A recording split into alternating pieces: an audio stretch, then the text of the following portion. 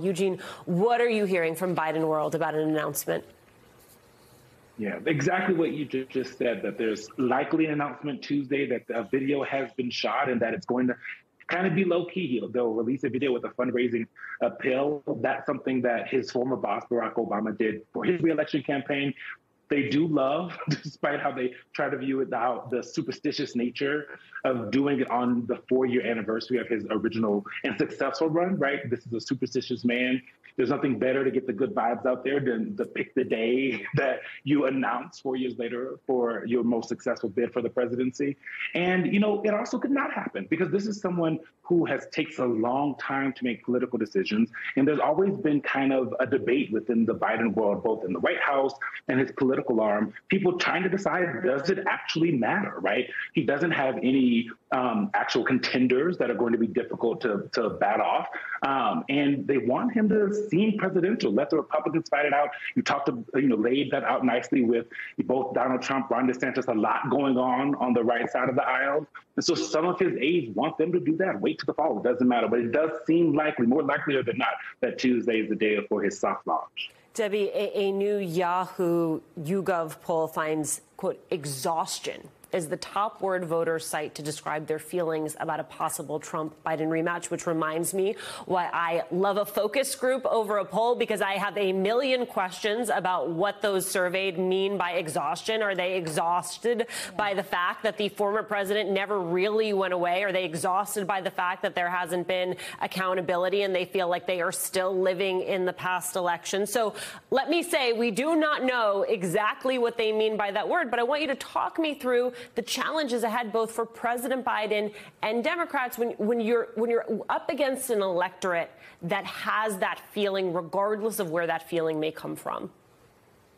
Yeah, Alicia, and I would assume, I would like to see also the details on that focus group, but I would assume that Americans are exhausted with the chaos, with the division, with the consistent talks about the indictments against President Trump or former President Trump. So I think that the challenge right now for President Biden is really to consolidate the base, particularly young voters in America.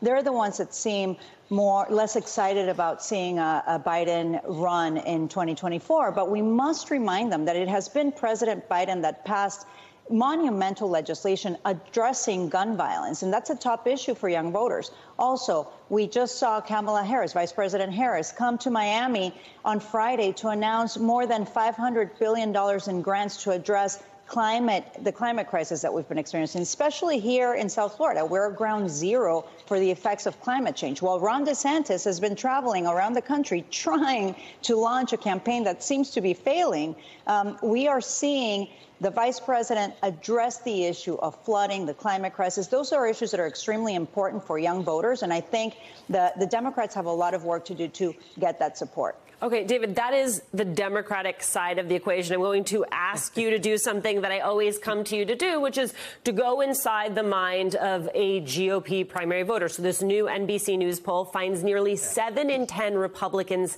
see the investigations into Trump as politically motivated attacks, and in response, they must support him. New numbers, old news. At this point, is there a path forward for a Trump challenger if you have 7 out of 10 Republicans surveyed buying what members of the GOP have sold them, which is the idea that now they got to show up for this guy as a rebuke to some big state conspiracy that does not exist? Yeah, so that's a question around the intensity of the Republican voter, which still pales into the intensity of the Democratic voter. And I think that's the important point. Look, the takeaway from the NBC News poll is that everybody's unhappy, right? Democrats may not want Joe Biden. Republicans may not want Donald Trump. People don't like the Republican Party, the Democratic Party, but none of that actually matters, right? That's like asking people on Christmas Eve, what do you want for Christmas? But Christmas might be very different for you. And what will be very different in November of 2024 is that you have to make a decision based on a contrast. And that contrast very likely will be a twice-impeached, multi-indicted Donald Trump against a fairly successful Joe Biden. And on that contrast, what we learned in 18 and 20 and 22 is that the nation, not Republican voters, but the nation really does want to stop Trumpism, and they will support Joe Biden. We saw that in the poll, in the NBC poll today. So, look, this is a timestamp, if you will, among American voters who say we're not really happy right now, but what we do know is we don't want Donald Trump, we don't want Trumpism, and we don't want his acolytes like the Florida governor.